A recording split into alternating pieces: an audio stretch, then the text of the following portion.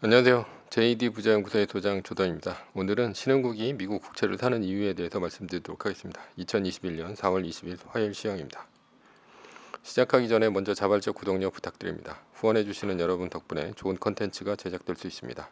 하나은행 447-910064-61005 주식회사 JD 부자연구소 여러분 자율 구독력 덕분에 잘 꾸려가고 있습니다. 뉴욕 마켓워치 고점 부담에 주가 떨어지고 국채 달러 떨어졌다 라는 기사가 있는데요. 어제는 나스닥이 0.98%, S&P 500 지수는 0.53%, 나스닥 지수는 0.36% 떨어졌습니다. 메인 이슈는 이제 비트코인 하락입니다. 8천만 원이 넘던 비트코인이 6,500만 원대로 떨어졌습니다.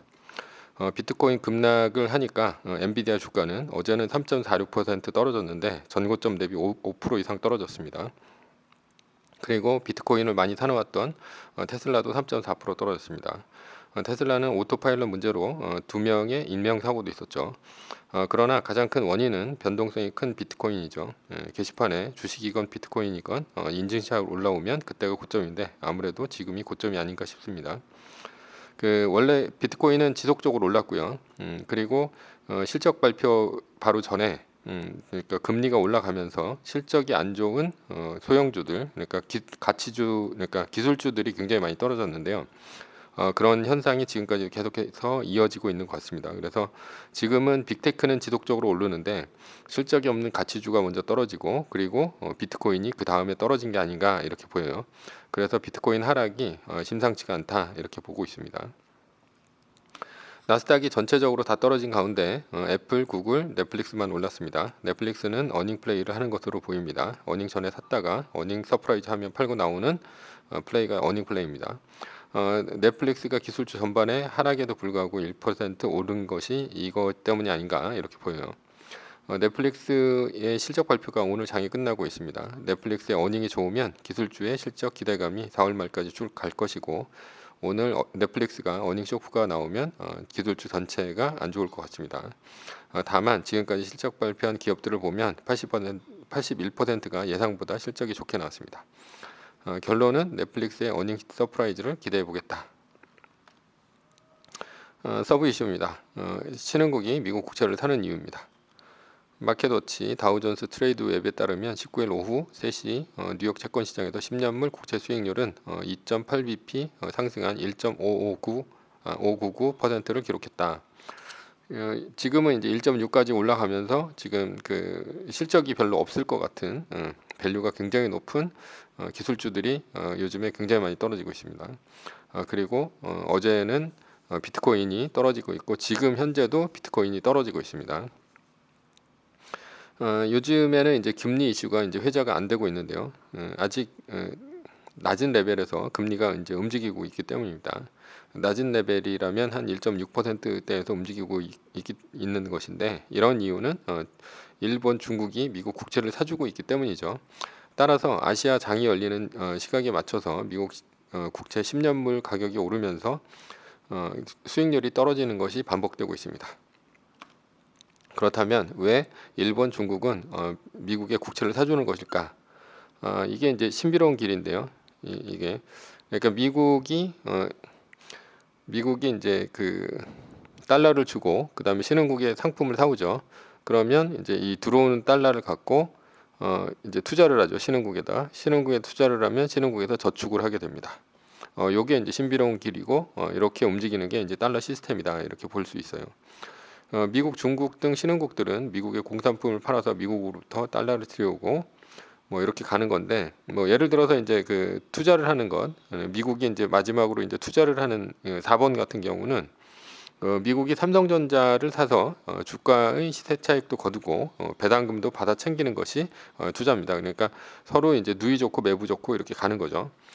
지금까지는 미국의 시각으로 신비로운 길을 봤죠. 미국의 시각이란 미국은 소비로 이제 GDP 성장을 하는데 그러기 위해서는 신흥국에 이제 물건들을 아웃소싱 하는 거죠. 그리고 미국은 가장 큰 시장이니까 신흥국의 상품을 경쟁시켜서 값싸게 물건을 갖고 옵니다. 물론 달러는 윤정기로 찍어내면 되니 신흥국들은 미국이 찍어낸 황금인 달러를 물건을 주고 사오니까 얼마나 남는 장사냐 이거죠. 그러니까 미국은 도둑놈이다. 뭐 이렇게 불렸다는 것이 미국의 시각이라는 것이죠.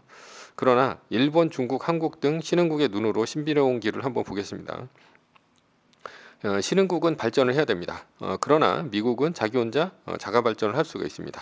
그럼에도 불구하고 미국은 아웃소싱을 합니다. 아웃소싱을 하니까 얼마나 고맙습니까? 왜 고맙냐? 왜냐하면 신흥국은 완전하지 못해서 그래요. 한 나라가 발전을 한다는 것은 GDP가 올라간다는 뜻인데 그런데 그것을 한 나라가 할 수가 있냐? 할 수가 없다라는 거예요. 가장 큰 것이 가장 필수적인 것이 바로 이제 식량, 에너지, 자원, 기술 등이 필요한데 이것을 모두 갖고 있는 나라는 뭐 미국하고 러시아 정도밖에 없다 이렇게 볼 수 있어요. 그러니까 러시아는 이제 기술이 떨어지긴 하지만 기술은 갖고 있죠. 그래서 이제 먹고는 삽니다. 고립된다 하더라도. 그래서 이제 경제 제재를 지속적으로 하는데도 불구하고 식량 있고 에너지 있고 자원 있고 기술 있고 그러니까 먹고는 사는 거예요. 미국 같은 경우는 식량도 있고 뭐 에너지도 셰일가스 엄청 나오니까 에너지도 있고 그리고 뭐 자원 같은 경우가 약간 부족하긴 한데 자원도 있습니다. 그리고 이제 기술력도 있죠. 그런데 그렇게 되면 이제 비효율적으로 되니까 미국 같은 경우는 또 뭐 자신의 이제 힘을 투자를 해야 되겠죠. 세계에다.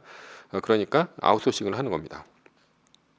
자, 이렇게 이런 필수적인 네 가지를 미국은 갖고 있고 근데 신흥국 같은 경우는 이런 게 없다라는 거죠. 그래서 나머지 나라들은 발전하는 데 있어서 다른 나라와 협업이 필요합니다. 만약에 이제 한국을 예로 들어서 보면 기술은 있죠. 그런데 이제 식량, 에너지, 자원이 없습니다. 그러니까 이것을 사와야 되는데 그것은 이제 달러가 필요하죠. 식량은 미국에서 사와야 되고요. 에너지는 중동에서 사와야 되고 자원은 이제 남미나 호주에서 사와야 되는 것이죠. 그러니까 한국은 기술 우위가 있는 반도체 등을 수출을 해서 달러를 가지고 와서 달러를 가지고 식량 사오고 에너지 사오고 자원 사와서 미국에 수출을 해야 되는 거죠. 그래야지 이제 미국에서 다시 달러를 갖고 올 수가 있죠. 그러니까 한국은 달러가 반드시 필요하다라는 겁니다. 그런데 미국에서 달러를 가져오려면 미국이 호황기일 때가 좋을까요? 아니면 이제 불황기일 때가 좋을까요? 당연히 호황기일 때가 좋습니다. 왜냐하면 불황기일 때는 안전한 미국으로 돈이 몰려가서 달러의 가격이 올라갑니다. 이러면 이제 신흥국에서 돈이 빠져나가서 미국으로 이제 돈이 몰리니까 경제 위기가 올 수도 있죠. 그렇다면 미국이 호황이 지속되려면 어떻게 되냐? 이게 저금리 상황이 지속되면 미국의 호황이 지속이 됩니다. 저금리 상황이 지속되려면 미국의 국채 가격이 올라야 될까 아니면 떨어져야 될까요? 당연히 올라가야 됩니다. 미국의 국채를 사려는 수요가 많으면 미국 국채 가격이 올라가겠죠. 반대로 미국 국채를 사려는 수요가 없다면 미국 국채 가격은 떨어집니다. 수익률은 반대죠. 그러면 미국 국채를 사려는 수요가 없다면 왜 안 좋냐? 미국 국채를 사려는 수요가 없으면 어떻게 됩니까? 미국 국채를 찍어내는 연준의 입장에서 보면 금리를 더 올려서라도 팔아야겠죠. 그러면 미국 국채 가격은 떨어지고 금리는 올라갑니다. 최근에 이제 금리 가격이 막 올라가면서 이제 성장주가 굉장히 안 좋았죠. 그런데 금리가 올라가면 이제 문제가 생긴다라는 거예요. 왜냐하면 미국의 10년물 금리와 미국의 주택 모기지 대출이 이제 연동되어 있습니다. 따라서 신흥국이 미국 국채를 안 사주면 미국의 10년물 금리가 올라가고요. 그러면 주택 모기지 금리가 올라가서 미국의 주택 시장이 불황이 옵니다. 그러니까 이제 주택 시장이 잘 안 돌아가겠죠. 그리고 미국 10년물 국채 수익률이 올라가니까 성장률 주가도 떨어집니다. 그러니까 요즘에 뭐 10년물 금리가 갑자기 뭐 한 1.5, 1.6, 1.7까지 막 올라가니까 어떻게 됐습니까? 성장주들이 막 떨어졌죠. 그러니까 주가가 떨어지죠. 주가가 떨어지면 어떻게 됩니까? 사람들이 아무래도 이제 고용도 줄어들고 그리고 돈이 이제 호주머니에서 좀 없으니까 그 소비도 좀 덜하게 되죠. 그리고 뭐 이렇게 되면 이제 전체적인 경기가 굉장히 안 좋습니다. 따라서 실업률이 높아지고요. 미국 경기가 안 좋아집니다. 이러면 신흥국들이 물건을 미국에 이제 판다 하더라도 잘 안 팔리겠죠. 왜냐하면 사람들이 이런 것들을 살 돈이 별로 없으니까. 그러니까 주택도 올라가고 그리고 이제 주식도 막 올라가야지 그래야지 이제 돈이 생기죠. 돈이 생기면 이거 갖고 이제 막 소비를 하는 거죠. 그러니까 신흥국 입장에서도 보면 미국이 호황이 되는 게 좋은 거예요. 당연히. 그러니까 신흥국 입장에서 보면 미국 국채를 꾸준히 사줘서 미국 국채 가격을 올리고 금리를 낮추면 그러니까 저금리를 계속해서 유지를 하면 그럼 미국이 호황이 된다는 얘기가 됩니다. 미국이 지속적으로 호황이 되어야 신흥국은 미국의 물건을 팔아서 미국의 달러를 갖고 올 수가 있습니다. 그래야 신흥국도 미국의 달러가 들어오면서 무역 흑자를 이룰 수가 있고요. 그 돈 갖고 원자재, 에너지, 식량, 수급도 원활해진다는 얘기예요. 그러나 지속적으로 이렇게 갈 수는 없습니다. 왜냐하면 신흥국의 흑자는 미국의 적자이기 때문이죠. 그래서 이제 환율 조작국도 지정하고 막 이러는 거지만 뭐 결론적으로는 미국은 저금리가 지속되면 주식과 부동산의 가격이 오르면서 버블이 됩니다. 그래서 10년에 한 번씩 버블이 오면 꺼지고 이제 공황이 오는 것이죠. 그래서 뭐 2000년 닷컴 버블도 그렇고 2008년 금융위기도 그렇고 이렇게 주식과 부동산의 버블이 지속적으로 증가를 하다가 그게 터지면서 공황이 온다라는 겁니다. 결론은 신흥국이 미국 국채 사는 이유는 뭐냐? 저사하려고 하는 이유 때문입니다. 그래야 이제 GDP 발전도 하는 것이고요. 매뉴얼입니다. 세계 1등 주식은 전고점 대비 마이너스 2.5% 떨어질 때마다 10%씩 팔면서 리밸런싱을 하다가 나스닥 마이너스 3%가 뜨면 말뚝을 박는 것이다. 뭐 떨어지지 않으면 그대로 갖고 가는 것이죠. 자세한 내용은 JD 부자연구소 카페를 이제 참조하시면 됩니다. 다음 카페를. 두 번째, 전제는 세계 1등 주식은 우상향 한다. 위의 상황은 매뉴얼일 뿐이고요. 따를 사람은 따르고 참고할 사람은 참고하시면 됩니다. 주식을 사고 파는 것에 대한 모든 책임과 이득은 본인에게 있습니다. 매뉴얼을 지키다가 포모가 두렵다면 매뉴얼을 지키지 말고 마이너스 3%대 판 가격보다 단 1불이라도 떨어졌다면 전략 매수하시기 바랍니다. 오늘은 신흥국이 미국 국채를 사는 이유에 대해서 말씀드렸고요. 지금까지 JD 부자연구소의 소장 조던이었습니다. 컨텐츠가 좋았다면 구독, 좋아요, 알람 설정 부탁드립니다. 감사합니다.